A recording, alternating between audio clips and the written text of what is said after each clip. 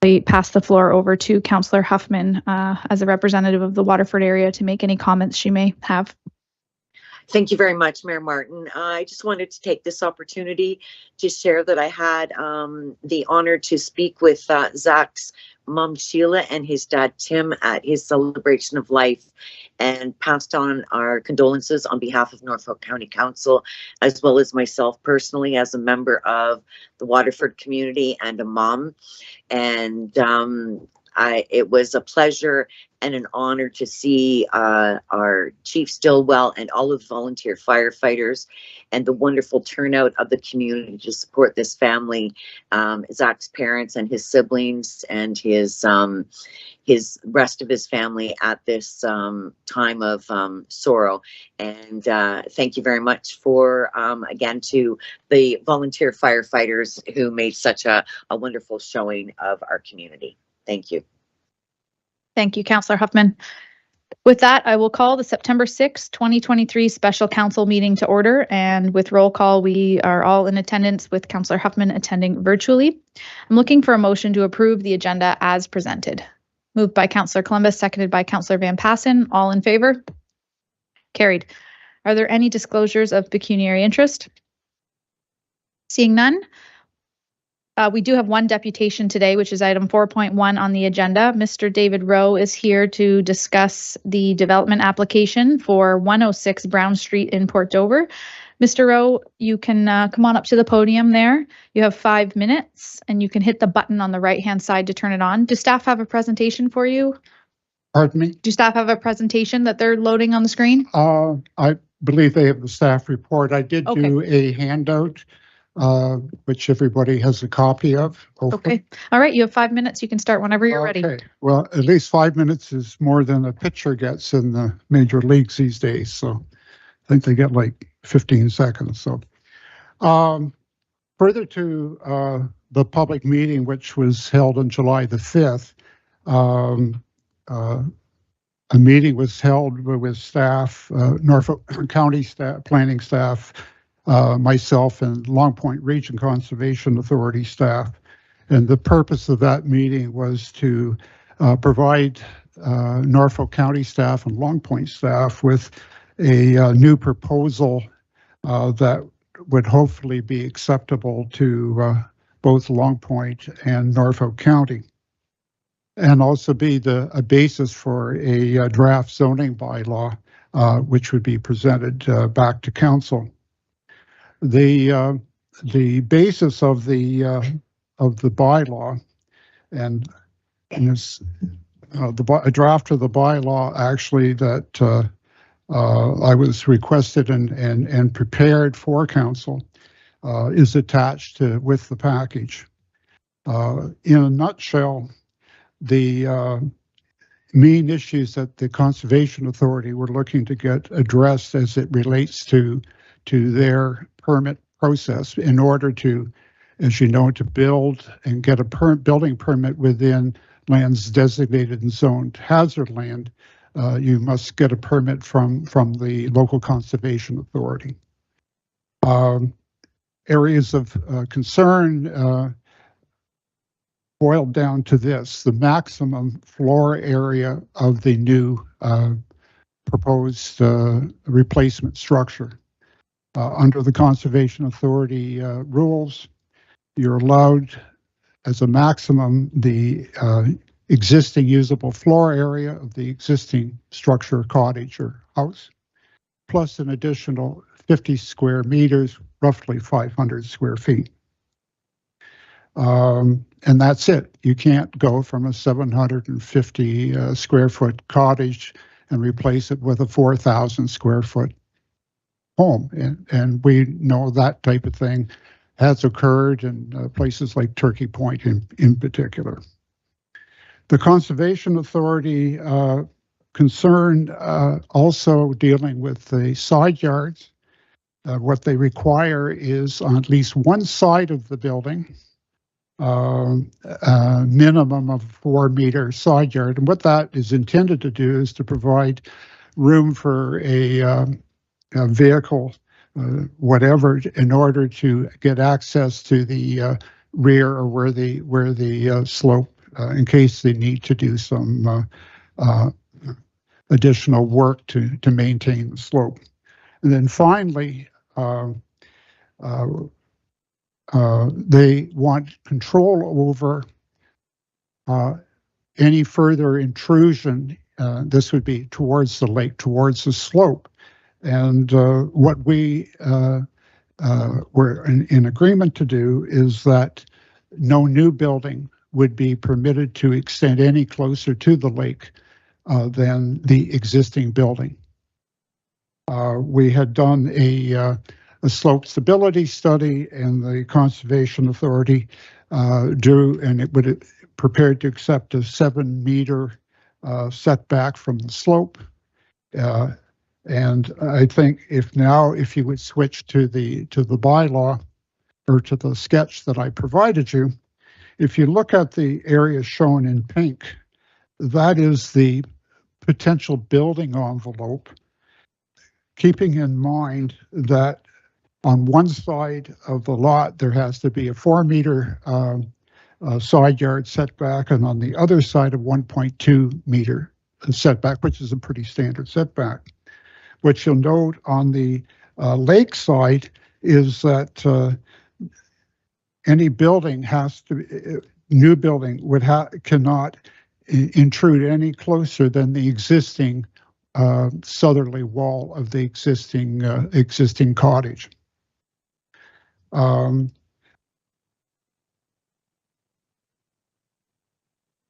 And so there had been agreement. I received positive comments from staff at Long Point Region Conservation Authority that if we were to present building plans to them that met these criteria, that they would be able to issue a permit for construction.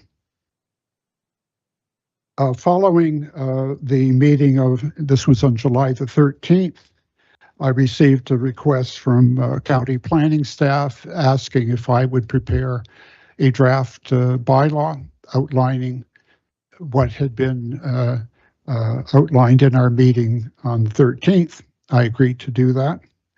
And the bylaw that I came up with, which is basically what I had submitted to staff and they've attached to the package,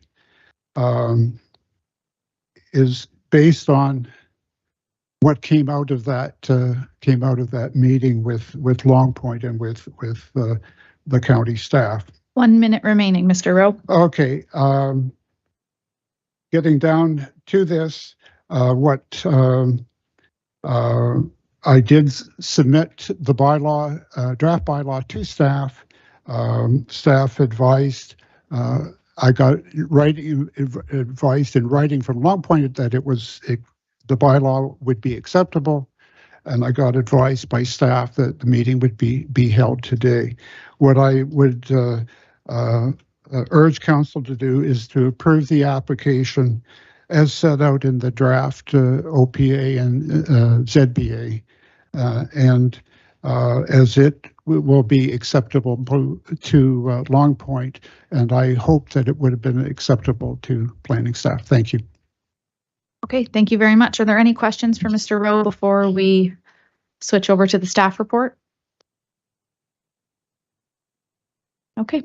Thank you. Thanks for coming. I'm looking for a motion to receive the deputation as information, moved by Councillor Berry, seconded by Councillor Van Andrieschie. All in favor? Carried. All right, staff report 5.1, development application for 106 Brown Street, Port Dover, CD 23053. Mr. Sloan. Thank you and good afternoon through the mayor. So this is an application for a decision today, and it is at special council as this helps us with meeting the legislated timelines. And for this application in Port Dover, I'm going to turn it over to Fabian to provide the overview. Fabian. Thank you. Through you, Madam Chair. So the application before you today is for the property located at 106 Brown Street in the urban area of Port Dover. The subject lands are currently zoned and designated hazard lands. And the overall purpose of the official plan amendment is to amend the official plan to add a special policy area to the subject lands to permit a single detached dwelling to be constructed on, to permit a single detached dwelling with a total usable floor area of 237.09 square meters in the hazard land designation. And the purpose of the zoning bylaw amendment application is to amend zoning bylaw to add a special provision to permit a single detached dwelling with a total usable floor area of 237 square meters and establish provisions for items such as side yard setback, front yard setback, top of bank allowance, building height in the hazard land zone. So to this point, no public comments have been received regarding this application. At the public hearing that was held on July 5th, there were some questions from council. This included the size of the proposed dwelling in comparison to the existing development on Brown Street, slope considerations, as well as discussion about implementing a holding provision on the subject lands. So regarding that, staff have determined that the proposed dwelling is not out of character for the existing development on Brown Street. However, the official plan outlines that basically the dwelling can only increase by 50 square meters of total usable floor area from the existing dwelling. At the meeting,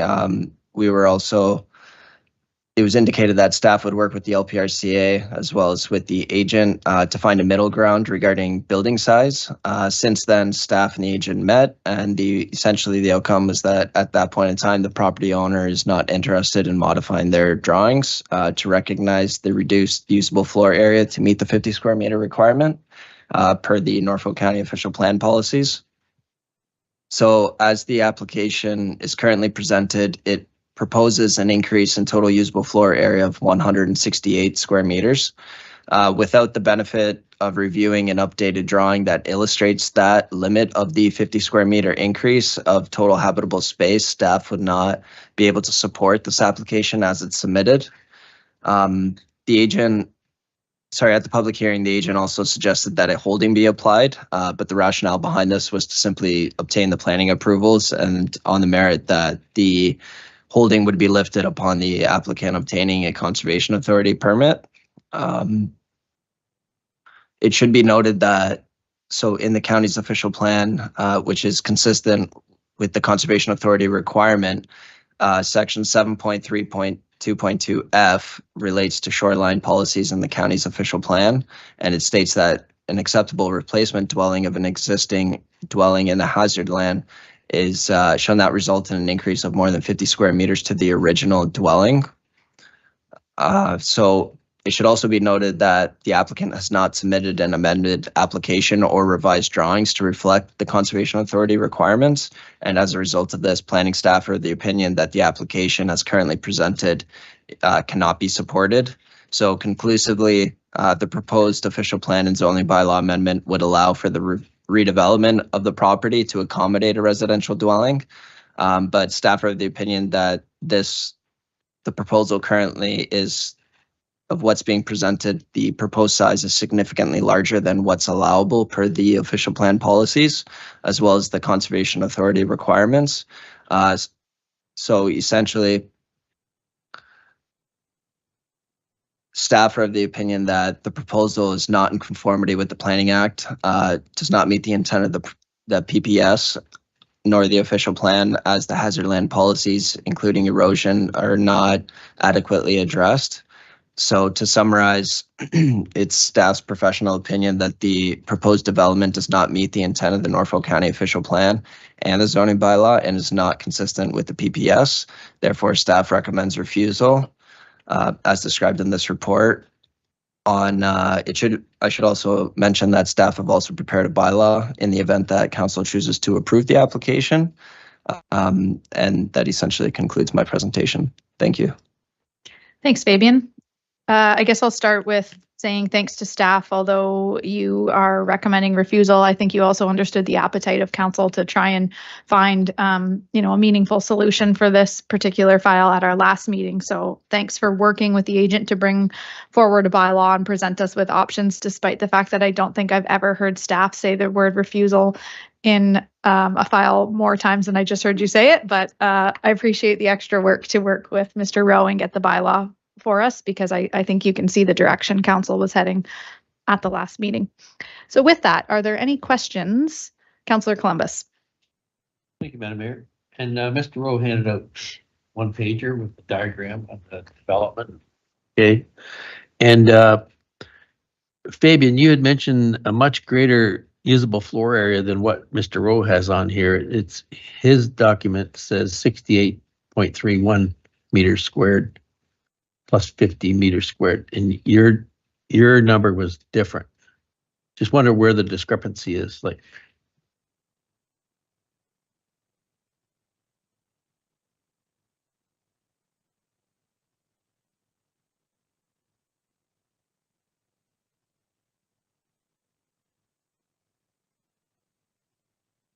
So just to clarify, Councillor Columbus, you're noting that staff mentioned 168 square meter increase in the space, and Mr. Rowe has mentioned 68?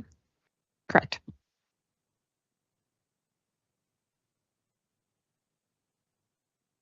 To Madam Chair, so the initial proposal was 168 square meter. I think the problem is a little bit technical. The revised map that we received is a hand drawing, does not have any detail that we received exactly as in the original submission. So in the original submission, we have the scale drawing, we have the statistics, we can clearly compare what is provided and what is the usable floor area. So the problem staff has right now is just a hand sketch that is provided, which is not as per the standard, and there's no way that we can confirm that it has been reduced. It could be exactly same or it could be reduced, but based on these drawings, it is difficult to identify that it is actually a reduced usable floor area that is proposed. I think that is the main problem for staff to provide a refusal. But I think we all agreed that based on LPRCA comments, that if the total usable area is not more than 50 square meter, then it can be supported by, I think, both LPSC and staff. But for this particular refusal, I think it is more technical than what is proposed lately. thanks for your explanation. Councillor Breton, then Van Passen. Thank you, Madam Chairman. I'm on page 9 of 12 in the report, and I get confused when I read. It says at the bottom of page 9, it says habitable space defined by the LPRCA. Then on the next line, it says total usable floor area as defined by Norfolk County. Do we have these definitions? Do we have a habitable space definition for the county? That's my first question. Do we have that? Or no? Through Madam Chair, yes, the definitions are different.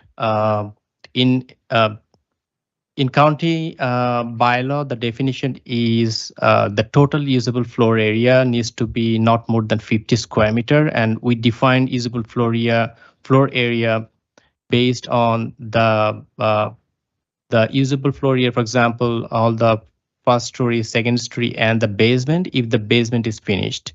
Yeah, well, sorry if I may interject, but I've read the differences here, but I would think we should be on the same page with both of these definitions, habitable space and usable floor area. Like, that's only my opinion, of course, but would it not make sense for us to be on the same page as Long Point?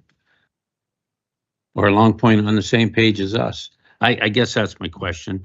But number two, my second question would be, in that particular area where this is being proposed for the dwelling unit, are there other buildings next door that are of the same proposed size as this or bigger?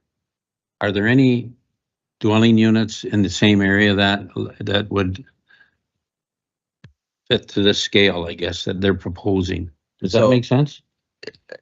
Kind of. I'm pretty sure I understand your question. Sorry, through the chair. Well, let me put it this way. If Mr. Rowe's correct, the total would be 118 square meters of a proposed dwelling, correct? That's what this little sheet says here. I'm not saying it's correct, but it's on this sheet. But are there buildings on either side of this that are the equivalent in size? Through you, Mr. Chair, Madam Chair, sorry. So directly adjacent is a vacant lot. However, on the street itself, it appears that there are homes that have been constructed that may potentially be larger. There's some that are fairly recent that that are subject to, there were different requirements at different times, perhaps. But to answer your question, yes, there are Units. Bigger. Well, Okay, yeah. thank you. Thank you. Councillor Van Passen? Yes, thanks, Madam Chair. And through you to staff, I get making sure I got this straight in my head, but an applicant came forward, wanted to build a great big house out there, and your recommendation based on the report is that it be refused because it's not allowed to be built there. But we are dealing with the use of the land. And is there anything wrong with approving a bylaw that allows for a house to be built there, the size that is allowable by RPCA regulations? And if the property owner chooses not to build that house, that's his problem, not ours. We are talking about what is allowed on that property. Is that sort of a logical summation? Okay, and that would explain the difference between your report talking about a 237 meter squared house and Mr. Rowe's calculation of 118.31. So I think that we could move forward with this, be quite content to move a motion to approve the zoning bylaw amendment and the official plan amendment, but only based on the requirements of LPRCA's regulations and their calculations. And I think that's what's been presented by this little handout from Mr. Rowe. So if nobody has any more questions, I'd be happy to move that motion, Madam Mayor. So. Councillor Michelli did have his hand up. Would you like to go ahead? Thank you very much, Madam Chair. I think I will withdraw my question in light of what Councillor Van Passen has just suggested. Okay, thank you very much. So, Councillor Van Passen, just for clarity's sake, you're putting a motion on the floor to approve. Yeah, I don't wanna I put might words in need your a mouth. little tweaking from Mr. Sloan might be able to help me out, but yeah, we received the report as information that we approve the amendment according to the requirements of LPRCA regulations, and that we approve the like the zoning amendment and the official plan amendment, but it's all based on the calculations under the regulations from the LPRCA. So.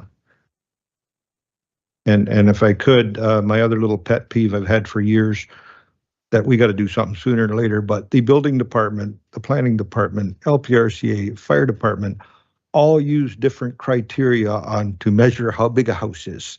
And at what point do we get together and say, let's just pick one, right?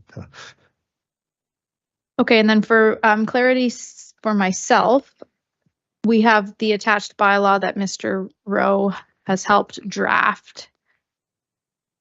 So are you comfortable with the language included? I'm comfortable with it. I just would hope that its staff have double checked it, that it would meet the motion that I've put on the floor. So. And so this bylaw includes a holding provision? I don't think it includes a holding. It's under the section of 36(1), right? So.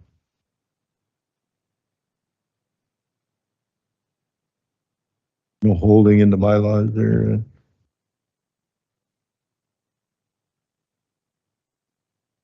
Through the mayor, if it helps, I believe that what Councillor Van Passen is putting forward, and also, and we can confirm if this aligns with what the deputation had put forward, would be the bylaws that the clerk has appended to the agenda package, page 27.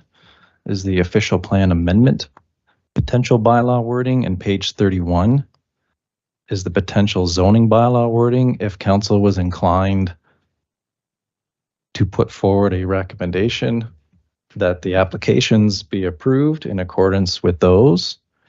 Just for clarity, and if it helps, on page 32 at the top is where it indicates in clause 5 the maximum usable floor area existing dwelling plus 50 square meters.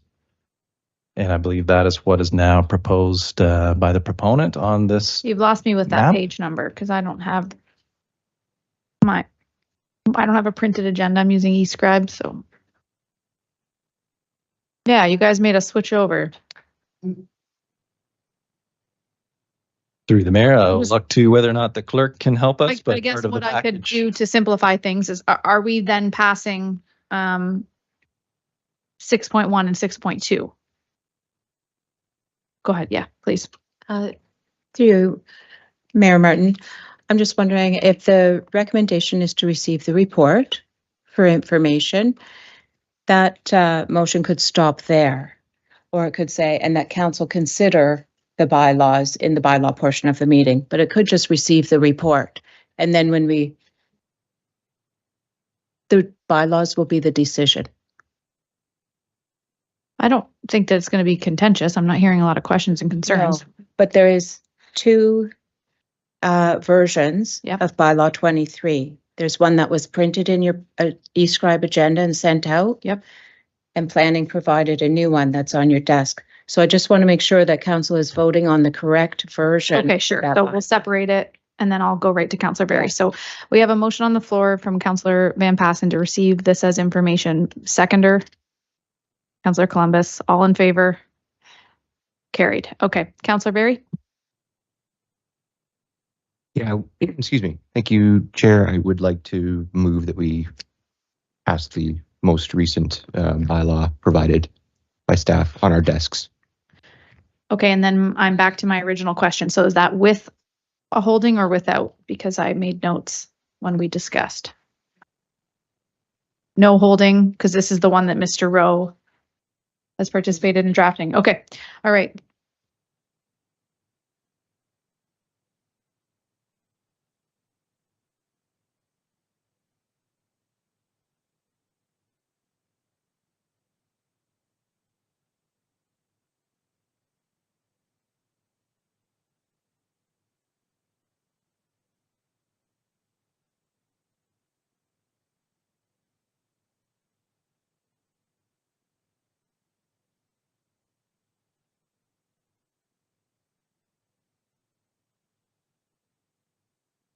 Okay, we're going to need to take a recess here. I'm not going to do this on the fly. Let's take Thank you. Yep.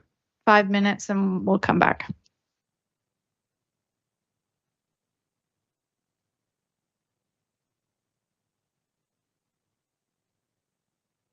Folks, a blog and video series about the people that live in Norfolk, people that are passionate, people that are involved in their community, people that bring a lot of positivity. This is about story and conversation. Join us for the second guest. Welcome to episode 2 of Passionate Folks. I'm Emily. I love to ask questions, learn about people, get some connections. I'm here with Carrie today. Thank you for having me. I've been chatting with you and I got to know you a little bit more, but for folks that don't know you, maybe introduce yourself. My name is Carrie Bokenholt. I live here in Waterford. I've lived here for over 15 years. I'm married. I got 2 kids and I just love the community. Mm-hmm. From our conversation today, there's a lot of the community word showed up quite a few times, so I'm a believer of, you know, when I moved into Waterford, I thought, wow, it's, you know what, if we get involved, then you learn so much more and you meet so many different people. I mean, people that I know if I wouldn't have met otherwise. Yes. So I asked you to pick a location, Carrie, and so tell us where we are and why you picked it. I picked the Waterford Heritage Agriculture Museum, WHAM, because in a couple summers we will be building our skateboard park here. Mm-hmm. So it's kind of a let's show off. Not that I wear the shirt or anything, but yes, this will be our future location on the other side. Talking about passion and passionate people, what do you think your passion is? My passion is youth. I love kids. You know what? There's no such thing as a bad kid. Kids make bad decisions. And as the old saying, it takes a village to raise a child. And I truly believe that, you know what? We give kids, that opportunity and show them that we support them and that, that we're there for them and they'll make the right decisions. I made a stop at her business. She has a business downtown Waterford, and I was seeing that your family works there, your friends, your best friend is... My best friend is with me. Both best friends, yes. So this tight-knit community feel is really important to you. When I was given my dream and somebody said to me, here, I'll help you, create your dream. And I thought, okay, karma. So this is somebody saying to me, it's my opportunity to use this to give back. If I have a restaurant, nobody should be hungry. I want kids to feel like they can come in and say, I need something or I need a drink or, whatever. I've been doing this for 30 years and the kids that I trained 30 years ago still come back to find me. And they come back and they tell me what they've been doing. And I guess the biggest thing is people don't realize sometimes the simplest thing can change a kid's life. It is a ripple effect, don't you think? It is, you know what? And I mean, so I get to see their, I feel old when I start seeing them coming with their kids. And I start seeing, that they've gone through and they're going to university or they're doing this or they've done this or done that. And that makes me feel like, I had a piece of that. Just by being involved in their life, maybe I made a little bit of a difference. So you're an entrepreneur, you're super involved in your community, you're a mom, you have a lot on the go. So if I ask you, what do you do to de-stress and let go? I like to go to the gym. I like to, boot camp, yoga. I try to take, a few hours a week for me. Yes. And it's just about me. And I honestly think anybody who's really busy, I think needs to learn. It took me 48 years to figure it out. But never too late. Never too late. As I said, I can go to the gym and I can be having the world's hardest day, and I always say I leave it on the mat. Love. So when I walk out of there, I feel like a completely, totally different person. Leave it on the mat. So other than that, when you're in Norfolk, what else do you love to do? What's your favorite spot or place that you like to visit or something you love to do? Love to go on the trails. I love going fishing on the ponds. Waterford, we have so many little places to go and see and do and what's stuff. Happening in this community? You know what, there is. And I mean, the thing is we don't really, I laugh because there's so many of us who don't see what's here. They're right here. Whistling Gardens, Bonnie Heath. We have all the wineries and stuff. The museum. There's so many places to go. You can have a staycation without leaving Norfolk. Yes. So thank you so much, Carrie, for joining me today and being part of this blog and video series. I invite you to check it on. Every month there will be somebody new, a new story, a new connection. Thank you so much. Thank you.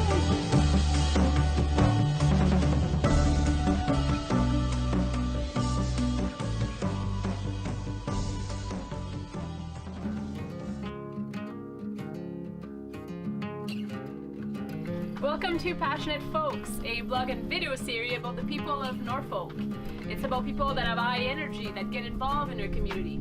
We sit down, have a conversation, learn about their passions. Welcome to the next episode. Hello, I'm Emily. Welcome to Passionate Folks. I love to ask questions and discover people's passion and having great conversations. So today I'm here with Nick. Hi, Nick. Hi. Might be you here, might be you invited me to a great place.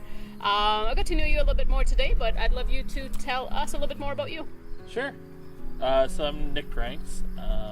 I was raised in Langton, and I live in St. Williams now.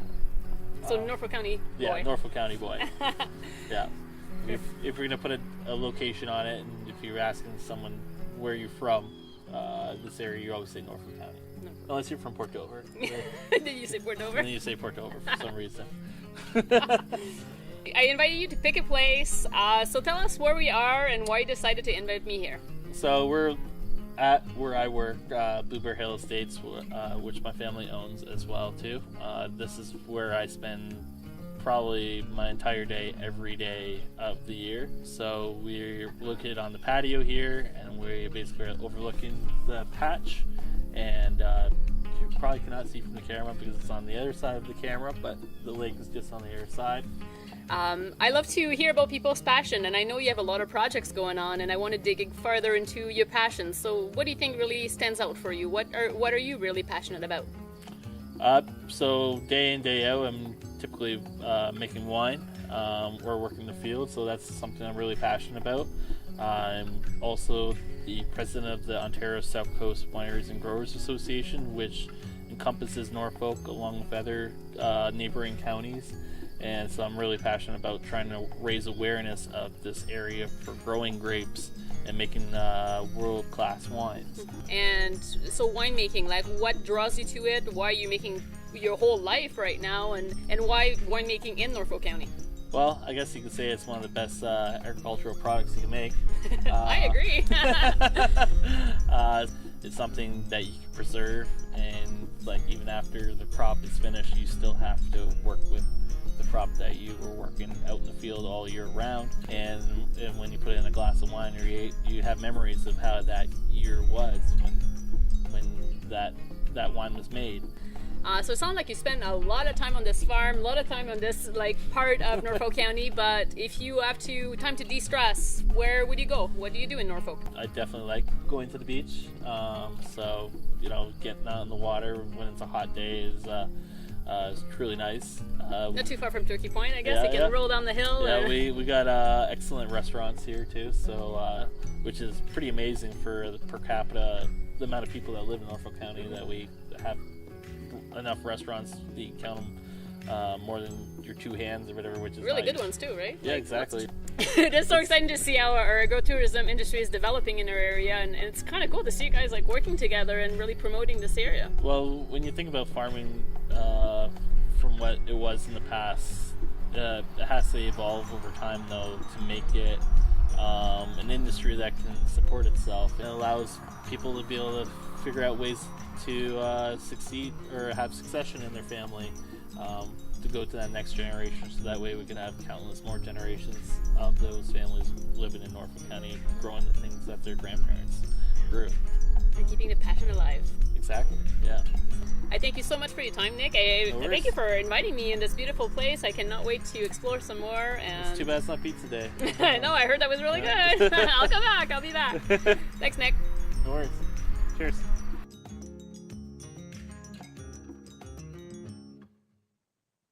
Soon after, members of council and I took our seats right here in council chambers last November, we began to plan the direction we'd like to see Norfolk County take over the next 4 years and beyond. A direction that builds on our strengths and sets a strong foundation in place for future generations. We looked outward to the people of Norfolk for input. We listened to you, the valued members of our community, from our sandy lake shores, our vibrant downtowns, our picturesque countryside, and our bountiful farmland. We engaged leaders from local businesses and community agencies. We gathered ideas from our team across the county. Based on what we've heard, we created Our Future Norfolk, a set of priorities that focuses on 5 key areas: empowering Norfolk, building Norfolk, connecting Norfolk, serving Norfolk, and sustaining Norfolk.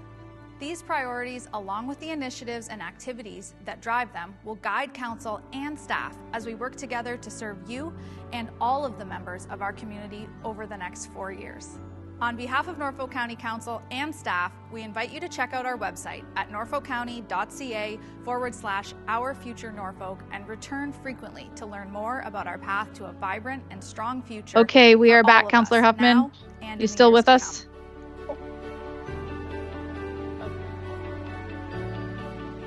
Ride Norfolk is making it easier to get around Norfolk County. You can now book your ride by downloading the free Blaze Transit app on Google Play or the App Store on your iPhone. To get started, create an account and select Ride Norfolk as the transit operator. Select your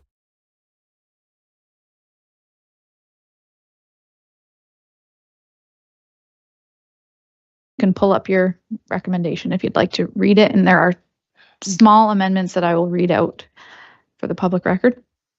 Okay, that application OP NPL 2023-137 affecting the lands described as 106 Brown Street, Port Dover, Norfolk County, to amend Norfolk County official plan to permit a special policy area to allow for the reconstruction of the existing dwelling in the hazard land designation for a larger building be approved in accordance with bylaw 6 OP 2023, and that ZNPL 2023-138 affecting the lands described as 106 Brown Street, Port Dover, Norfolk County, to amend the Norfolk County zoning bylaw 1Z 2014 to permit a special provision to allow the reconstruction of the existing dwelling in the hazard land designation for a larger building be approved in accordance with bylaw 23Z 2023 as amended.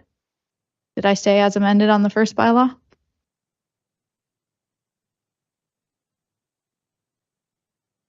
Okay. And further, that no public input was received for this application and therefore was not considered as part of the decision as outlined in staff report CD 23053. So clear as mud, but the reason for the confusion was we had a bylaw online that was then additionally updated with clerical errors, and we were debating the removal or inclusion of the holding provision on the bylaw. So we have the bylaw before us. We haven't changed anything that's been in front of you, and this is recommending approval with the specifics in the bylaw as presented by Mr. Rowe. Any discussion? Debate? I'll call the question. All those in favor? That is carried unanimously. Thank you very much.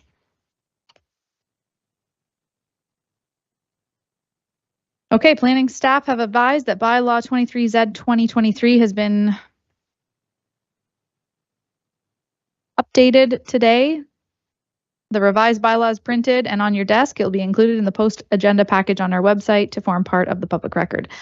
Moving on, 6.3, we have bylaw 2023-61, part lot control villages of Waterford. So it's just a bylaw. Any comments? Okay, I'm looking for a mover to approve bylaw 6 OP 2023, 23Z 2023, and bylaw 2023-61. Moved by Councillor Vanadrishi, seconded by Councillor Columbus. All in favor? Carried. Confirming bylaw. I'm looking for a motion to approve bylaw 2023-63 being a bylaw to confirm the proceedings of council. Moved by Councillor Michelli, seconded by Councillor Van Passen. All in favor? Carried. And Councillor Huffman, I'm looking for a motion to adjourn at 4:47 p.m. Seconded by Councillor Breton. All in favor? Carried. Thank you very much. Good night, everybody. Night. Thank you.